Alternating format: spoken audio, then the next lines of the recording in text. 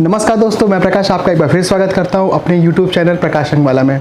दोस्तों, आज अपने ब्लॉग में हम जिस टॉपिक के बारे में बात करने चल रहे हैं उसका मुझे कई लोगों ने मैसेज किया है, बहुत से बारे में उसके बारे में पूछा है लोगों ने कि एक रूम की जो पेंटिंग होती है उसमें एक्चुअल में क्या मटेरियल लगता है और क्या क्या चीज़ें उसमें लगती हैं और कितनी कॉस्टिंग आती है। अगर हम अपने रूम को पेंटिंग कराते हैं तो दो तरीके की पेंटिंग होती है, या तो एकदम नई हमारी वॉल है तो पुट्टी वगैरह लगा के पुरानी दीवार से सब कुछ हटा के तब से लगाना पड़ता है, तो उसको कहते हैं फ्रेश पेंटिंग। अगर ऑलरेडी पेंटिंग है उसको अगर हम इकोनॉमी इमल्शन से करना चाहते हैं तो क्या कॉस्टिंग आएगी, क्या क्या मटेरियल लगेंगे, कितना लेबर लगेगा, आज हम लोग अपने ब्लॉग में उसके बारे में बात करते हैं। तो दोस्तों, सबसे पहले बात करते हैं कि क्या क्या मटेरियल लगता है। तो एक अगर हमारा रूम करीब 10 बाई 12 मतलब हो गया 12 बाई 15 का अगर है, 500 स्क्वायर फीट एरिया उसको कैलकुलेट करके मानेंगे एवरेज के हिसाब से, मतलब हमारा एक रूम है तो उसमें लगभग क्या क्या लगेगा। तो दोस्तों देखिए, सबसे पहला क्या है कि हमें उस रूम में के लिए जो हमें मटेरियल की ज़रूरत पड़ेगी उसमें है 4 लीटर का एक पेंट जो नॉर्मल हमने लिया है, ट्रैक्टर इमल्शन, एक मिड रेंज का इकोनॉमी क्लास का पेंट है। वॉल के लिए 4 लीटर पेंट इनफ है। 2 लीटर सीलिंग के लिए इनफ है। 2 लीटर सीलिंग में जैसे हमने 1 लीटर ये हो गया अपना ट्रैक्टर इमल्शन एडवांस हमने लिया है, और 2 लीटर इसको लगाएंगे हम सीलिंग पे। फिर उसके बाद हमें ज़रूरत पड़ेगी प्लास्टर ऑफ पेरिस और पुट्टी मतलब हमने मान लिया 2 किलो हमने पुट्टी ली है, 2 किलो पुट्टी ली है, 2 किलो प्लास्टर ऑफ पेरिस हमने ले रखा है, ठीक है।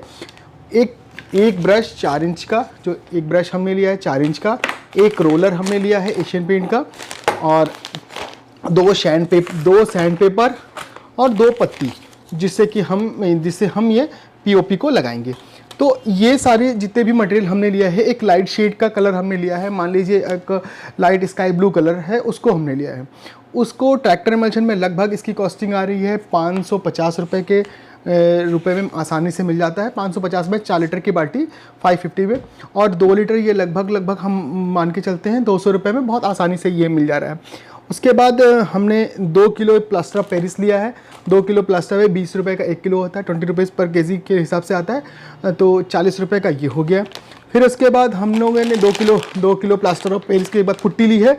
2 किलो प्लास्टर पेरिस के बाद जो पुट्टी हमने ली है, पुट्टी जो 40 रुपये किलो पड़ी है हमें, और ये मान के चलते हैं 80 रुपये का पड़ रखा है।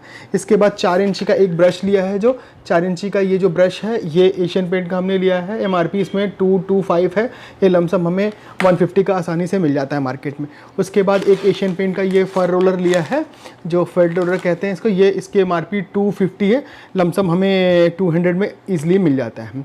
फिर उसके बाद हम लोगों ने लिया है 2 ये एमरी पेपर, जो कि हमारा लगभग 20 रुपीज़ का है। तो टोटल जो इस मटेरियल की जो कॉस्टिंग है वो लगभग आके पड़ी है हमें करीब, जो भी मटेरियल की कॉस्टिंग लगभग आके हमें पड़ी है करीब 1400-1500 रुपये के अंदर सारे मटेरियल लगभग मिल जाते हैं, ठीक है। 1400 से 1500 रुपये में आसानी से मिल जाते हैं।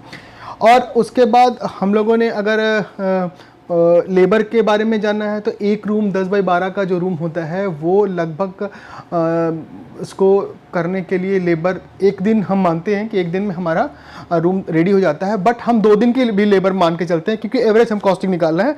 तो हमने 1200 रुपये जोड़ रहा है, मतलब 600 रुपये पर लेबर का हमने जोड़ रखा है। 2 डेज़ का जो हमने लेबर लिया 1200 रुपये। तो टोटल एक ये जो सारा मटेरियल और एक लेबर के हिसाब से एक रूम हमने निकाला, लगभग 2500 रुपये के में एक रूम इकोनॉमी रेंज में एकदम रेडी हो जाता है। करना कैसे है, करना क्या है कि आपकी जो पुरानी वॉल है जिस पर पेंटिंग ऑलरेडी हो रखी है उसको आपको रीपेंटिंग करना है। तो उसमें आप सबसे पहले रबिंग करेंगे, अच्छे से सफाई करेंगे पेपर से, जहाँ जहाँ भी लूज़ पार्टिकल है, पपड़ी बन रखी है, वो सबको निकाल लेंगे। उसके बाद प्लास्टर और पेरिस और पुट्टी को थोड़ा सा आपस में, मतलब अगर हम 60% पुट्टी ले रहे हैं तो और 40% प्लास्टर ऑफ पेरिस को मिक्स करके वहाँ पे उसकी पैचिंग करेंगे। जहाँ जहाँ भी हमारे कई जगह होते हैं कोने टूटे होते हैं, कई जगह होते हैं कि हमारे कीले लगे होते हैं, कहीं पपड़ी उखड़ी हुई, तो सब जगह रिपेयरिंग करेंगे। रिपेयरिंग करने के बाद हम लोग उसमें प्लास्टर ऑफ पेरिस जब सब पूरा लगा लेने के बाद अपने रेगमार पेपर से उसकी हल्के से सफाई करके जो सब लेबल में मिला लेते हैं। लेबल में मिलाने के बाद सबसे पहले हम लोग सीलिंग करते हैं। सीलिंग के लिए जो हम लोगों ने 2 लीटर का पेंट ले रखा है, इसमें 1 लीटर में 600 ग्राम पानी मिलाएंगे। नॉर्मल पानी मिलाने के बाद मटेरियल हमारा रेडी हो जाएगा। उसको मिक्स करने के बाद सीलिंग में करेंगे फर्स्ट कोट फिर सेकंड कोट। 2 कोट में सीलिंग बहुत आसानी से जाती है। सीलिंग अगर करना इसलिए सबसे पहले ज़रूरी होता है कि अगर हम सीलिंग नहीं करेंगे, बाद में करते हैं, तो वो चूने पर दीवारों पे लग सकता है। उसके बाद पेंट अपना ये जो वॉल का पेंट है, वॉल का पेंट बनाएंगे। वॉल का पेंट लगभग आपका वही 1 लीटर में 600 ग्राम पानी जो मिलाना है। मिलाने के बाद अच्छे से इसको मिक्स करने के बाद हम फर्स्ट कोट फिर सेकंड कोट, दोनों के बीच में लगभग 4 से 6 घंटे का समय हमको देना है कि मतलब अच्छे से दीवार सूख जाए। फिर उसके बाद दूसरा कोट करेंगे। तो सर ये तो एक मटेरियल और हो गया कि कैसे लगाना है इसको। अब जो लेबर 1200, तो एक एवरेज कॉस्ट हम अगर मान के चलते हैं, एवरेज कॉस्ट अगर हमने माना तो लगभग 2500, लगभग 5 रुपये से 5.5 रुपये, 6 रुपये स्क्वायर फीट के हिसाब से हमें लगता है कि 6 रुपये में लेबर मटेरियल के साथ एक इकोनॉमिक क्लास के में मटेरियल में आपका एक नॉर्मल सा रूम पेंट हो जाता है।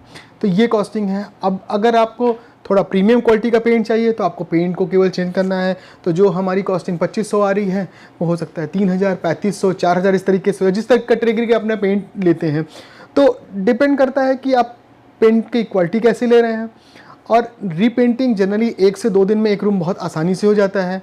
तो ये एक छोटा सा एक रिव्यू मैंने बनाया है मुझे, क्योंकि बहुत से लोगों ने ये पूछा था कि एक रूम में कितने मटेरियल क्या क्या लगता है और कितना टाइम लगता है और कैसे करना है। तो सर देखिए यही फैक्ट चीज़ है कि बस इसके अलावा और कुछ नहीं लगता है, ये तरीका है। बाकी और बहुत अच्छा कराना चाहते हैं आप तो फिर प्राइमर, पुट्टी, प्राइमर इस तरीके से करना वो अलग मेथड होता है। वो फिर हम दूसरे ब्लॉग में बताएंगे किस तरीके से क्या चीज़ें होती है। तो आज अपने ब्लॉग में मैंने आपको बस यही बताया।